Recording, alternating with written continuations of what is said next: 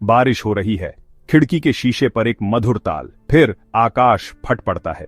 तेज रोशनी की एक चमक, उसके कुछ क्षण बाद एक गहरी गूंजती हुई आवाज जो जमीन को हिला देती है। बादलों की गर्जना, तूफान की विस्मयकारी आवाज हमें प्रकृति की कच्ची शक्ति की याद दिलाती है। सदियों से मनुष्य आकाश की ओर देखता रहा और इन आकाशीय ध्वनियों को समझाने के लिए मिथक गढ़ता रहा।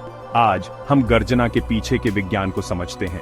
थंडर और उसका चमकदार साथी बिजली देवताओं के उपकरण नहीं है, बल्कि एक तूफानी बादल में बुनियादी भौतिकी के परस्पर क्रिया से उत्पन्न होने वाली आकर्षक घटनाएं हैं। तो इस नाटकीय प्रदर्शन के पीछे का विज्ञान क्या है?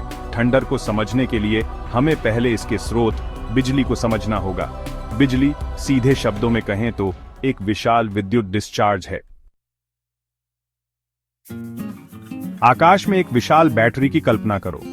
एक तूफानी बादल के अंदर बर्फ और पानी के छोटे छोटे कण अशांत हवा में टकराते हैं। ये टक्कर स्थैतिक बिजली उत्पन्न करती है, ठीक उसी तरह जैसे आप सूखे दिन में दरवाजे के हैंडल को छूने पर महसूस करते हैं। बादल ये विशाल बैटरी बन जाता है जिसके शीर्ष पर धनात्मक आवेश और तल पर ऋणात्मक आवेश जमा होते हैं। जब इन क्षेत्रों के बीच विद्युत विभवांतर बहुत अधिक हो जाता है तो बिजली का एक उछाल, बिजली फूट पड़ती है।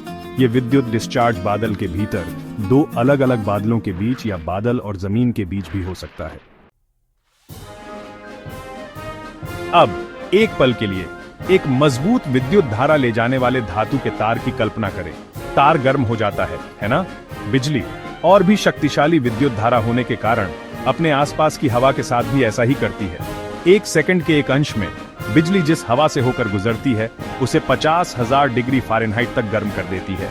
यह सूर्य की सतह से 5 गुना ज्यादा गर्म है। यह अत्यधिक गर्मी हवा को हिंसक रूप से फैला देती है, जिससे एक शॉक वेव बनती है। सुपरसोनिक गति से हवा में यात्रा करने वाली यह शॉक वेव ही हम थंडर के रूप में देखते हैं। एक घाटी की दीवार से टकराती गूंज के बारे में सोचो। ध्वनि तरंगें जैसे थंडर द्वारा उत्पन्न होती हैं, प्रकाश की तुलना में बहुत धीमी गति से यात्रा करती है।